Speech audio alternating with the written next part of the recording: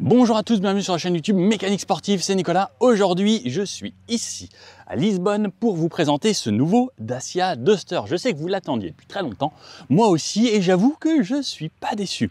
Comme d'habitude, je vous fais faire un tour complet de la voiture, on voit l'extérieur, l'intérieur, je vous donne toutes les caractéristiques de ce nouveau Duster. Et malheureusement, on ne va pas pouvoir l'essayer, il faudra attendre encore un petit peu aux alentours du mois de mai l'année prochaine. Vous pourrez prendre les commandes à partir du début d'année 2024. Elle sera révélée en première mondiale pour le public au salon de Genève. On pourra essayer aux alentours du mois de mai. Ça commencera à être livré aux alentours de mai-juin également chez nous. Hâte de les voir sur la route puisque déjà même les nouveaux restylés, on en voit quand même pas mal. Bon, c'est parti, je vous donne toutes les infos. Ce nouveau Dacia Duster, donc là celui que je vous présente aujourd'hui, c'est la finition extrême. Elle existera en plusieurs versions. On aura le choix, déjà cette fois-ci, d'une motorisation hybride 140 chevaux, qui est repris, ça du groupe Renault, c'est le 4 cylindres 1,6 litre. Donc on aura le moteur thermique qui fera lui 94 chevaux, plus les moteurs électriques qui assisteront tout ça, avec une batterie de 1,2 kWh. C'est vraiment ce qui a été repris du groupe Renault. Ensuite, on aura le TCE 130 qui sera lui un 3 cylindres 1,2 litre qui sera disponible à la fois en 2 roues motrices, donc en traction, et à la fois en 4 roues motrices. À chaque fois, ce sera avec des boîtes manuelles pour cette motorisation. Le TCE, la version hybride, elle, sera bien sûr une boîte automatique, puisque version hybride. Et on retrouvera toujours un modèle qui nous est cher chez nous en France également, c'est le EcoG100. On pourra jouer entre l'essence et le GPL, toujours avec 50 litres d'essence et 50 litres dans le réservoir GPL. Au niveau des finitions, il y aura l'Essential, donc c'est la première entrée de gamme, ensuite la Expression, ensuite une Extrême, comme je vous présente juste ici, et une version journée. L'Extrême et les journées, ce sont deux finitions les plus haut de gamme. Ce qu'il faut savoir, c'est qu'on a les barres modulables là sur cette version, sinon on aura des barres fixes. Et vous allez voir à l'intérieur également, on profite de nouveaux écrans et tout était revu quasiment sur l'extérieur et sur l'intérieur. Au niveau de la plateforme, on retrouve la plateforme CMFB qui était apparue sur Sandero également, qui amène quand même pas mal de nouveautés. Petite question comme ça, vous savez combien il s'est vendu de Duster déjà? Plus de 2,2 millions, c'est quand même assez incroyable. Et petite anecdote, il en sort plus de 1000 chaque jour des usines. Ouais, pas mal.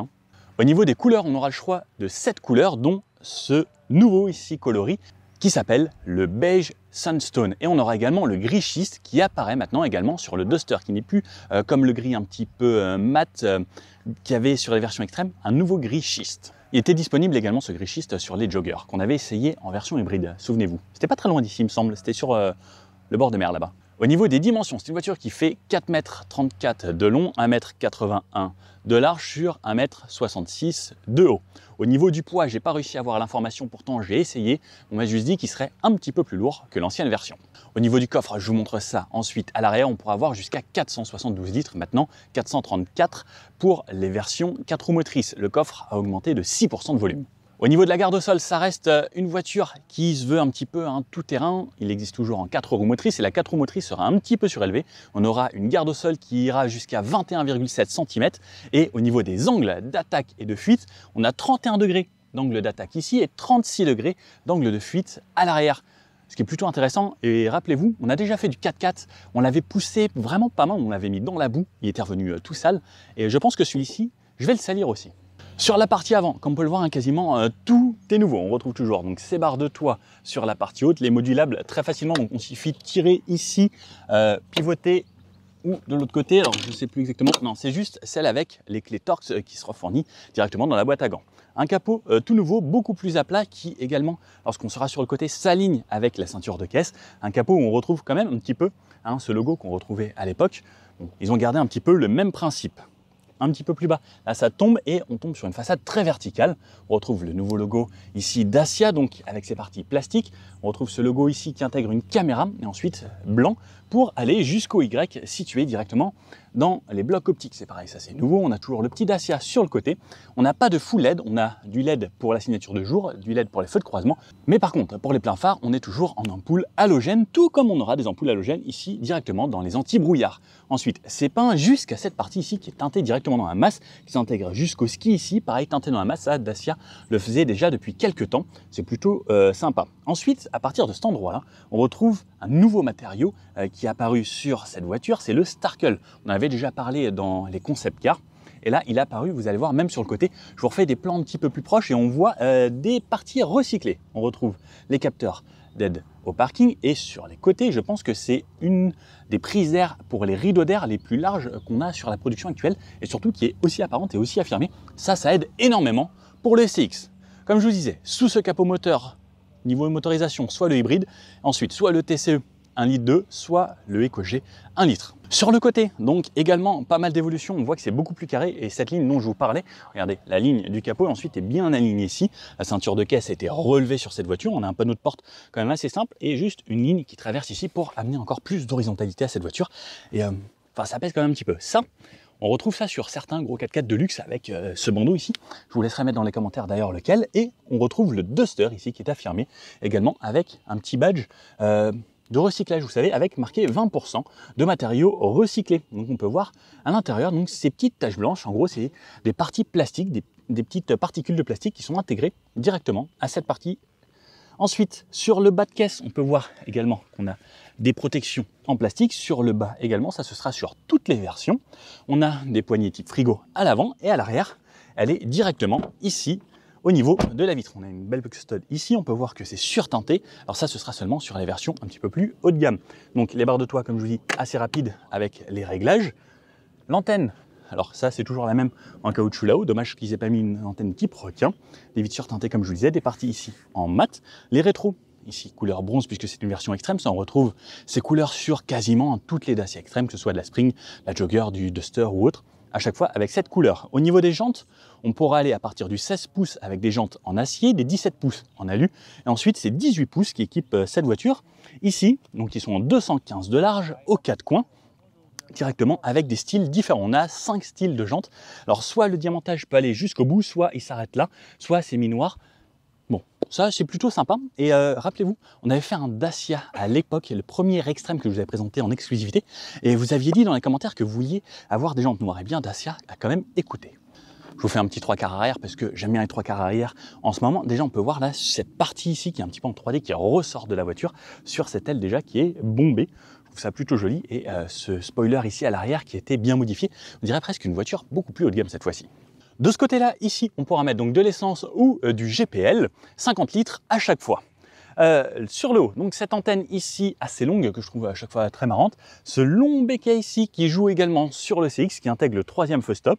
Bonne chose, on retrouve l'essuie-glace sur une vitre également surteintée. Un petit peu plus bas, le Dacia affiché directement avec le lettrage et cette nouvelle signalétique. On retrouve une partie plastique ici où on aura l'ouverture de coffre avec également une petite caméra de recul. On a des caméras un petit peu tout autour de cette voiture. Ensuite, tout est peint. Le Duster ici qui est affiché avec ce côté sticker qui est très texturé.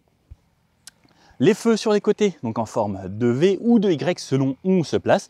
Les feux à l'arrière sont en ampoule, pas de LED du tout à l'intérieur. Et ensuite, cette grosse partie arrière, donc ce bumper arrière, ou ce qu'ils appellent le ski arrière, également teinté dans la masse directement, avec le Starkle qui vient entourer tout ça et qui vient faire le tour par le dessus sur cette partie plastique. Des capteurs de recul à cet endroit-là. Et le coffre, donc hop, sera comme les autres. Au niveau du volume de coffre, si vous avez bien écouté tout à l'heure, 472 litres dans les versions 2 roues motrices, 344 litres dans les versions 4 roues motrices, puisqu'on a un différentiel également à l'arrière. Cette fois-ci, c'est 6% de plus que l'ancien Duster. Je sais, je vous connais, si je monte pas dedans, vous n'allez pas être content. Hop. Bon, il y a plutôt de la place, et même de ce côté-là, je peux retrouver un cric, et même, là, ils l'ont caché ici, alors je ne sais pas si c'est tout le temps caché ici, mais la clé pour, alors je vais la laisser là, elle est bien rangée, pour les barres de toit. On a la banquette qui se rabat en 2 tiers, 1 tiers. On a des tapis ici en plastique. Et bah c'est plutôt spacieux. Et selon les versions, on peut même avoir le plancher sur 2 niveaux. On retrouvera les petites attaches U-clip. Donc la première que je vous présente ici, directement dans le coffre. On pourra afficher, enfin pas afficher, mais épingler les nouveaux accessoires. Je vous montre un petit peu ensuite. Et également de ce côté-là, donc on en a 2, plus des crochets, plus la prise 12 volts et une petite ampoule. Au niveau des places arrière, qu'est-ce que ça va donner? Donc j'ouvre la portière directement avec la poignée en haut derrière la fenêtre. Je viens m'installer plutôt aisément dans cette voiture. Et je tombe sur cette sellerie spécifique à cette version de l'extrême. Portière. Alors hop, je viens la fermer. Tout est en plastique ici, plastique dur, mais plutôt bien travaillé avec des petites finitions. Assez sympa. Au niveau de la fenêtre, alors, elle n'est pas démarrée. J'ai de la place au niveau des genoux. j'ai de la place au niveau de la tête. On retrouve un nouveau plafonnier ici qui donne un petit peu une texture un petit peu jean, gris-noir. C'est plutôt joli. Ah bah tiens, là je trouve un accessoire U-Clip ici par exemple, avec la petite LED. Je vais m'éclairer comme ça. Donc cet accessoire, regardez par exemple, lorsque quelqu'un le pose, donc moi je peux le mettre ici directement, ça me sert de porte-gobelet, lumière, porte-sac, et on peut le mettre également à d'autres endroits. Donc on a juste à le glisser de cette façon. Ensuite sur le côté, on a une petite lampe qu'on peut incliner, allumer, etc. On peut même enlever cette lampe. Et de l'autre côté, on a un support de sac. Donc ça, c'est livré directement avec certaines versions, selon la version que vous prenez. Au niveau des places arrière, donc moi je suis bien assis, j'ai de la place pour la tête, là j'ai une poignée ici, tout le monde a une poignée, sauf le conducteur. Dans cette version, on a les aumônières directement dans les deux sièges. Sachez que sur le Toyota CHR, c'est seulement à droite. Je ne sais pas si vous savez pourquoi, on me l'a dit, mais essayez de me mettre dans les commentaires pourquoi. Là, ici, on a la troisième ceinture directement sur la banquette, ça c'est une bonne chose, puisqu'avant il y a plein de Dacia, c'était là-haut dans le plafonnier. Si je veux passer au milieu cette fois-ci, j'enlève cette petite attache et donc j'enjambe ce petit tunnel central. Et là, bah, c'est pareil, j'ai énormément de place. L'avantage, c'est que l'assise est très confortable, le dossier est également très confortable. J'ai encore de la place à la tête, de la place aux genoux. Et franchement, c'est plutôt spacieux. J'aime bien cette voiture. Et je vous avoue que le Duster, c'est toujours une voiture qui m'a bien plu. Et là, quand vous allez voir l'avant, vous allez vous dire, bah, c'est vrai qu'ils ont fait des choses quand même plutôt pas mal. Bon, on a toujours les fixations Top Taser et Isofix sur les deux sièges d'extrémité. Et puis voilà, c'est plutôt bien. Et un petit crochet ici et là pour mettre ses cintres ou ses vêtements. Ouais, assez intéressant. De ce côté-là, on retrouve en plus du U-Clip un endroit pour poser un petit téléphone peut-être ou c'est un petit vide-poche. Ensuite, on retrouve deux ports USB-C à l'arrière. Eh bien, ça commence à devenir de plus en plus premium, c'est Dacia. Allez, si je vous présente un petit peu l'avant, donc les poignées Tifrigo comme ça. La portière ressemble quand même pas mal à ce qu'il y a à l'arrière, des parties quasiment plastiques partout, sauf à cet endroit-là avec cette texture qu'on retrouve sur la sellerie. Et ici, quelque chose d'un petit peu plus travaillé. On retrouve également la forme de Y à cet endroit-là. Un haut-parleur ici, on pourra avoir jusqu'à 6 haut-parleurs. On a les commandes de fenêtre à cet endroit-là, le blocage pour les vitres arrière et les commandes de rétroviseur. Et on aura également les rétroviseurs qui se rabattent électriquement, qui étaient arrivés sur les dernières versions du Duster. Rappelez-vous que je vous avais présenté à l'événement Dacia. Alors ça, c'est normal que ça dépasse parce qu'ils peuvent les brancher normalement aujourd'hui, mais là on retrouve 3 pédales ou 2 pédales pour les versions hybrides. Toujours le repose-pied, les tapis spécifiques Dacia avec là ces logos que les gens aiment bien. Le frein à main est passé ici, donc le frein de stationnement maintenant, puisque frein du bout du doigt. On retrouve de ce côté-là les aides à conduite pour ce qui nous entoure. Le mode éco, on clique ici. La hauteur des phares et désactiver le start and stop si on veut. On retrouve également, regardez, des petites touches en Y ici, couleur bronze. Je trouve ça vraiment intéressant et ce volant.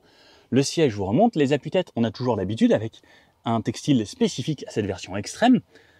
Le Duster ici, pareil, toujours côté bronze, alors je trouve ça plutôt joli. Tout comme les surpiqûres qui vont faire le tour. Un textile, pareil, spécifique. Alors, franchement, ils ont fait des efforts, moi je trouve ça vraiment très sympa. Siège manuel par contre, pas de siège électrique, la hauteur et la distance avec le volant. Allez, je vais m'enfermer au chaud ici pour vous montrer cet intérieur. Je me recule, alors je crois qu'on ne peut pas les démarrer.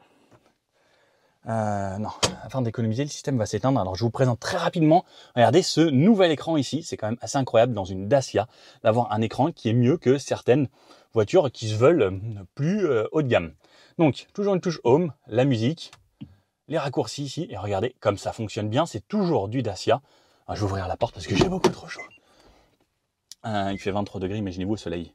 Donc on a toujours du Bluetooth, du CarPlay, de l'Android Auto, tout ce qui va bien, des applications, les réglages de la voiture et c'est toujours aussi rapide. Je ne sais pas si vous savez, mais à l'époque Dacia était jugée une des voitures les plus rapides au niveau du système multimédia. Et je pense que là, bah, c'est toujours un petit peu pareil. Hein. Regardez si j'appuie, Bluetooth annulé, enfin je peux naviguer vraiment d'option en option très très rapidement. Ensuite, regardez un écran 7 pouces également de ce côté-là. Alors je vous le mets comme ça pour pas qu'on voit ma tête dedans. Un écran central 7 pouces. On retrouve ici alors des infos. Alors je sais pas trop si ça va être l'essence ou autre, puisque je peux pas démarrer cette voiture. Peut-être que je vous ferai une autre vidéo sur une autre version. Là, on a les portières, l'écran, l'essence qui sera ici. Alors, je ne sais pas ce que ce sera comme info sur le côté, la température, et malheureusement, je ne peux pas la démarrer. Au niveau du volant, évolution au niveau du volant, on retrouve un mets-plat en haut, un mets-plat en bas, et ensuite, donc, un côté arrondi de ce côté-là. Le nouveau logo ici, et voilà à quoi ça ressemble. Le klaxon. le nouveau logo Dacia ici. Sur la gauche, on retrouve toutes les aides à la conduite avec les modes ici. Alors peut-être qu'on aura un régulateur adaptatif, et non, je ne le vois pas, parce que sinon on aurait le réglage pour régler avec la vitesse et la distance du véhicule qui me précède. De ce côté-là, on pourra faire changer les informations. Alors là, on peut voir, alors comme c'est des voitures de pré-série, hein, on est très en amont du lancement. Il n'y a pas forcément tout qui fonctionne. Il y aura peut-être une autre version où je pourrais vous montrer dans l'autre vidéo, si possible. Les 2Y également ici, que l'on retrouve, et ensuite on retrouve toujours le bloc clim, les warnings ici, verrouillage du véhicule, et on retrouve la température, le mode auto, et on peut voir qu'on a une climatisation automatique pour désactiver ici, et où est-ce que je vais me faire ventiler. Un petit peu plus bas, on a encore un espace où on aurait de quoi mettre son téléphone. Ici, on a même un chargeur par induction, qu'on peut voir ici, et 2 ports USB-C avec la prise 12 volts. À l'intérieur, on a même ici de quoi ranger quelques petites choses et pourquoi pas peut-être mettre son téléphone en vertical ici si on souhaite. La boîte de vitesse, ben ça c'est la même que l'on connaît comme d'habitude sur les mêmes motorisations. C'est toujours le TCE 1,3 litre. Ici, on a un petit bac de rangement tout petit et double porte-gobelet avec ici de quoi mettre un stylo peut-être. Je ne sais pas à quoi ça pourrait correspondre. La couloir ici qui est la même texture que les sièges. On peut voir là un rangement assez profond. Au niveau du rétroviseur, donc un rétroviseur avec des petits bords fins. L'éclairage sur le haut. Donc je pense que c'est des ampoules, ce n'est pas des LED. La touche SOS sur le haut. Et regardez donc cette texture que je vous montrais et dont je vous parlais juste avant, avec un éclairage également à cet endroit-là. On retrouve le Duster directement dans le plastique ici et on a des plastiques durs ici, ici, ici. En fait, c'est des plastiques durs un petit peu partout. Au niveau de la boîte à gants, toujours très spacieux, on a toujours beaucoup de rangements. Et la portière de droite ressemble à ça avec des rangements également. Bon, c'est quand même plutôt pas mal hein, ce qu'on retrouve sur cette voiture. Qu'est-ce que vous en pensez? N'hésitez pas à mettre dans les commentaires. Bon, au final, ce nouveau Dacia Duster, qu'est-ce qu'on peut en penser? Eh bien, il a vraiment encore plus de gueule qu'avant. Je pense que ça se vendait déjà, c'était un des best-sellers de la marque. Et je pense que ça va continuer comme ça. Qu'est-ce que vous en pensez de ce nouveau style plus agressif? En fait, il y a le Bigster qui avait été présenté, je vous l'avais présenté un petit peu, et il a repris quand même pas mal des codes. J'ai vraiment hâte de voir le Bigster, puisque le Dacia est quand même devenu plutôt agressif. Imaginez-vous ce qu'ils vont faire sur la version plus haut de gamme et plus grosse. Ouais, j'ai hâte de découvrir ça. Bon, comme d'habitude, si vous avez bien aimé, le petit pouce bleu comme ça, n'hésitez pas à vous abonner. Puis, vous avez vu, on est plus de 100 000 sur la chaîne. Merci à tous en tout cas. Allez, à bientôt. Ciao.